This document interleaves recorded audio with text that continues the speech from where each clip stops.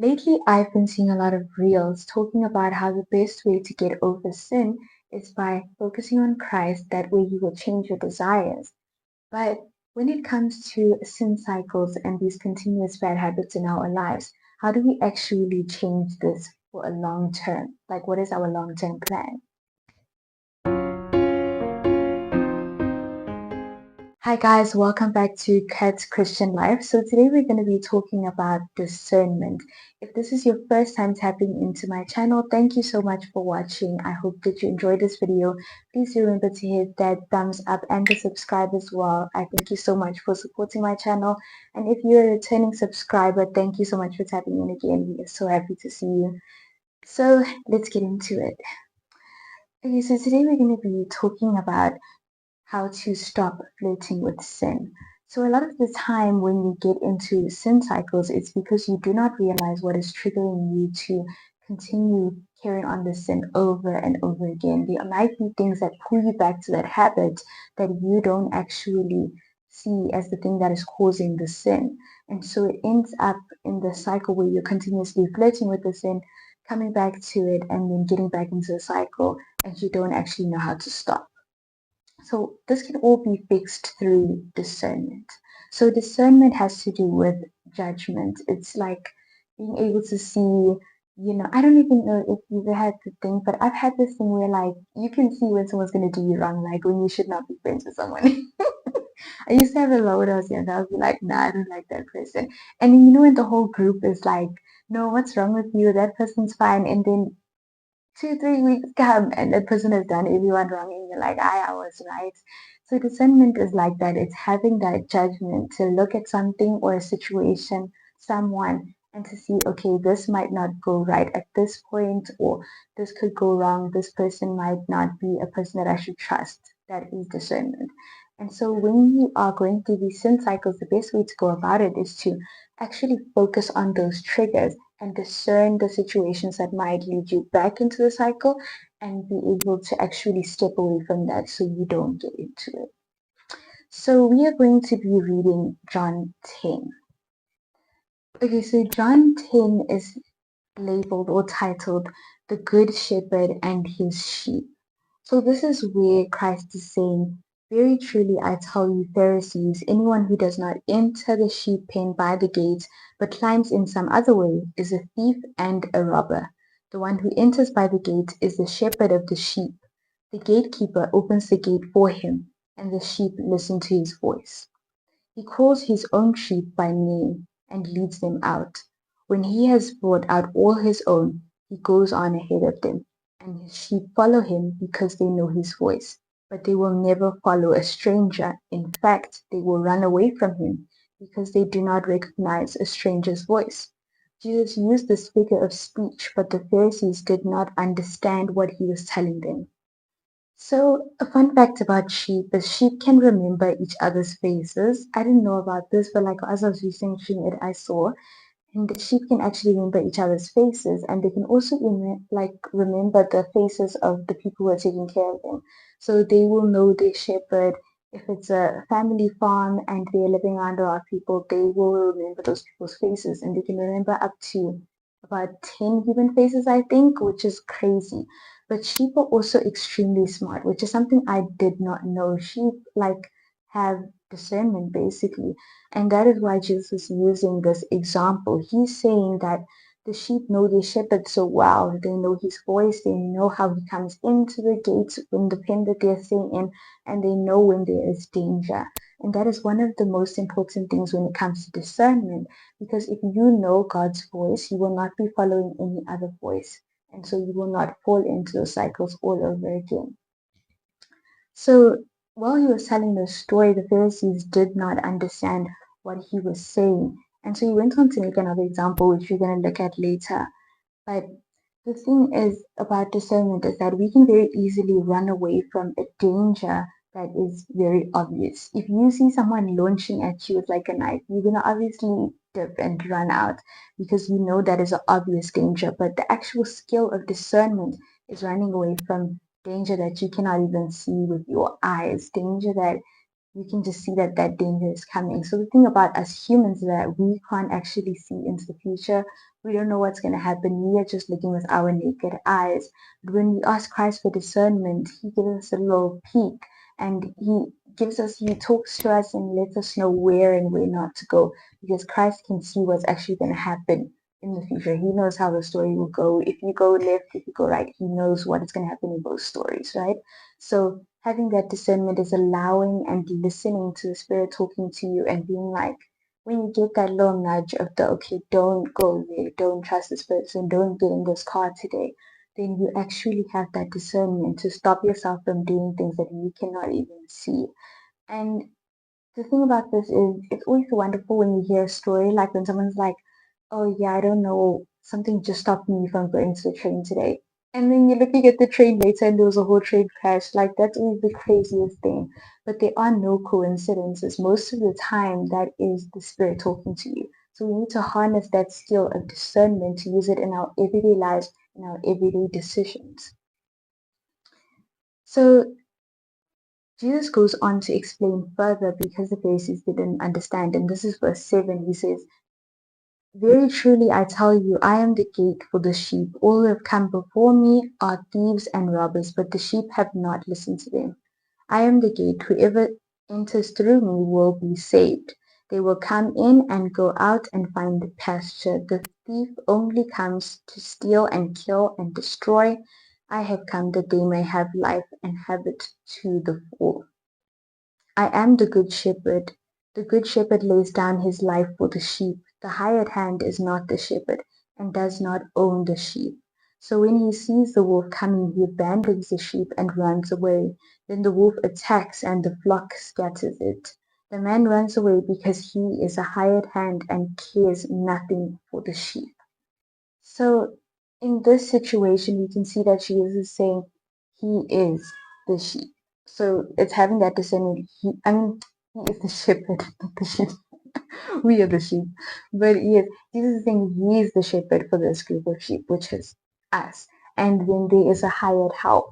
So if you can just imagine the situation, if you were a sheep and you see someone different coming up today to take care of you, but the person seems calm, we're going to a pasture, we're going to go eat or whatnot, and then a wolf comes up, and in a situation where your shepherd would have risked their life for you, this person is now gone. They've dipped because they don't really care. Like, if you have a project and your project is just so important to you, you will have that thing in your heart to actually take care of it. You will have that thing in your mind that I need to sacrifice something, to make sure that this thing is okay. It's like the story where David was fighting a whole lion for his sheep. Like, David had that thing in his heart because these are his sheep. So Jesus has that for us. He says these are his sheep. We are valuable to Christ. And so he will even lay down his life. He has laid down his life to come and to save us, and he can sacrifice the things for our well-being. And Jesus is saying there is this hired help that it's like a false sense of comfort in a way that will come and will take you to the green pastures. But then when things get bad, it's over. Like, it's over between us, because the hired help doesn't have that thing. It's not his project. He doesn't have a deep reason to take care of these sheep. He can just go whenever he wants. And so the sheep in that situation will have to fend for themselves because they don't have the person who actually cares about them there. So the main thing here is to learn your shepherd's voice. Learn your shepherd's voice. So you need to be able to recognize your shepherd, and you need to learn to look at things that you can't see with the naked eye, so that you can be quick with your feet, and that you will also quick to call onto your shepherd when you are in need. So in the situation of danger with the sheep, they know, okay, this is not our shepherd. But because they can sense that something is going wrong, they're able to run. If you've ever seen a sheep, when someone just steps on a little branch, they're like already gone. Like, this sheep knows, like, if I even feel danger coming from like miles away, I'm gonna go. So that is how we can use discernment with our sin, or our things that keep us in those sin cycles. If you know, like, if I go to this place and I see something there, it's going to trigger me to get back into that sin. The moment you even feel the air of that thing coming around, you're just gonna know to go in the opposite direction. But also, it's not just about running from that danger and hearing out that danger, but it's knowing to call onto your shepherd who you know has sacrificed everything for you to keep you safe and to keep you comfortable. You will know to call on that shepherd when it is that time of danger. So then you must know your shepherd's voice. How do we do that? You have to know the voice of God by reading his word. So God is the one who is writing the Bible. And so you get to learn more about God's character through the Bible. And through his word, you will see what he has done in certain situations, what he has not done, how he is. There's a lot of people nowadays who go onto the internet and who use fake Bible verses, fake Bible stories. They will use their own random things. Like just this morning, I was listening to a reel, and someone like took a Bible verse that doesn't even exist and was talking about it on the reel, which doesn't make any sense. But because if you don't know your shepherd's voice and you're just following anywhere, you're following the hired help, you're following the thief that has jumped in the pen gate, then you will find yourself in that situation where you don't know your shepherd's voice and you don't know who to call onto when you're actually in danger. So you must know God's voice by reading his word that he has written for us to use as a manual for life. And if you know God's character, then there's no one who can come in, there's no thief that can come, there's no hired help that will scare you because you know your shepherd and you know what your shepherd is like. You're not just going to follow anything, you know? And then it says, I am the good shepherd. This is from verse 14. I know my sheep, and my sheep know me, just as the Father knows me, and I know the Father, and I lay down my life for the sheep. I have other sheep that are not of this sheep pen. I must bring them also. They too will listen to my voice, and they shall be one flock and one shepherd. The reason my Father loves me is that I lay down my life only to take it up again. No one takes it from me, but I lay it down of my own accord. I have authority to lay it down and authority to take it up again. This command I received from my Father.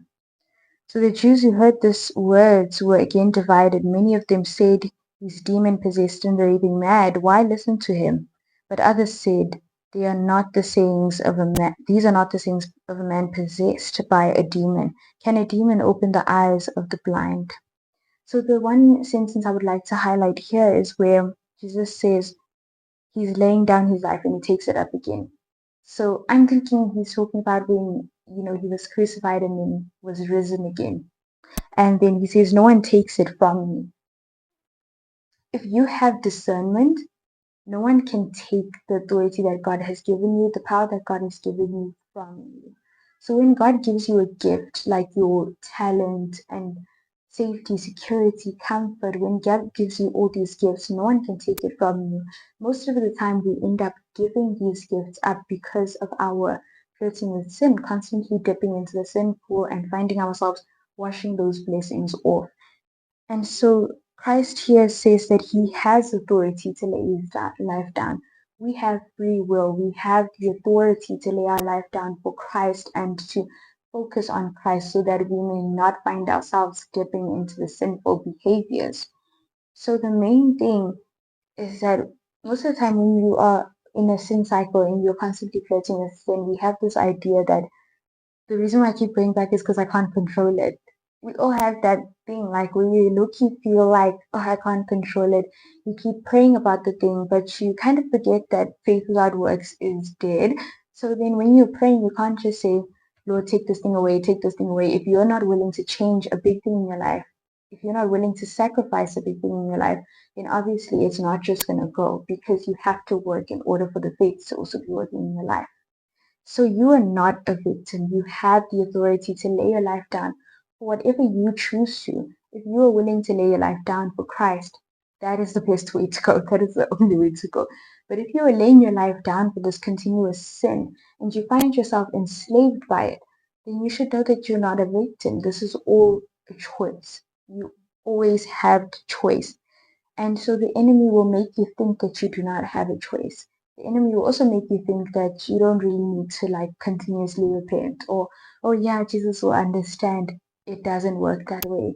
You have the power that was given to you, the authority that was given to you to change the way that you act, to change your behaviors, to change the things that you desire, the things that you actually go and hang around with, and essentially your idols, the things that you worship, the things that you think are fueling your life. You have the authority to change those things and to make sure that if following Christ is your main priority, which it should be, if it's the main thing that you want, then you are making sure that you use that authority to lay your life down for Christ and Christ only.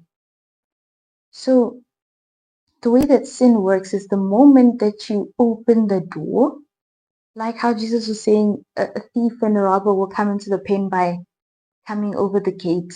Like we'll just climb the gate and jump in, not just opening the gate where the shepherd will open it, but the thief will come and jump in or will sneak in a little bit. You don't actually have to say yes out loud for sin to come into your life. You just have to open the door a little bit. The moment you have that curiosity again, and you know that this is something that was entrapping you a bit ago, and you have that curiosity again, and you open the door a little bit for it, the thing just pushes in and starts flooding in, right? So the moment you open the door, you must know that you are opening the door to something much bigger. And discernment is knowing that that sin or that thing, once you do it like once, it just keeps rolling and rolling all over again. You have the discernment to see that, okay, if I dip in here again, I'm going to find myself in the same place, in the same hole. Because if you ever had an itch and you just scratch once, like a mosquito bite, you can't just scratch once and you let it go. Even if your parents are like, I don't scratch, and you scratch the once. The first time you scratched, now it's calling you to scratch it. I it's calling you to scratch it. Even with a rash, it's calling you to scratch after that first scratch. So you must know that's how sin works. After that first scratch, it's not gonna ask if you want to scratch again or whatnot. You just feel you need to scratch, and now you find yourself scratching continuously until you're bleeding and your skin is red. You just find yourself in that place. So it's very important to know that you have that authority and you must use that authority well as well. So thank you so much for watching this video. I don't know, the light went off. But yeah, thank you so much for watching this video. Please share your thoughts down below and tell us about your situation, how you got over a sin cycle or how you use discernment in your everyday life. And yeah, let's just build a community where we can talk and support one another down in the comments as well. Please do hit the thumbs up if this video added any value in your life. I hope that it really did. So I hope you got this word. And I think, it is a suitcase of a word because it takes a lot to stop and to break certain cycles, especially when it's been a part of your life for so long. But it is possible. It is possible. And that's what Jesus is saying here in this word. He's saying He's given us the power. He is the way to God. He is the life. He's the key to the world. And so it is not impossible. You have support. Make sure that you use that support. Do not keep things secret on your own. Do try to tell other people, even if you get tired, make sure that you are telling having those Christy friends is such a wonderful thing because if you get tired, you can ask someone else to pray with you. You don't always have to do everything alone. So I hope today, with your authority, that you would choose to follow Christ with everything in your heart, and you will choose to make changes, make sacrifices that will lead you to have better discernment and also to break those cycles. Thank you so much for watching Cat's Christian Life. I'll see you next time.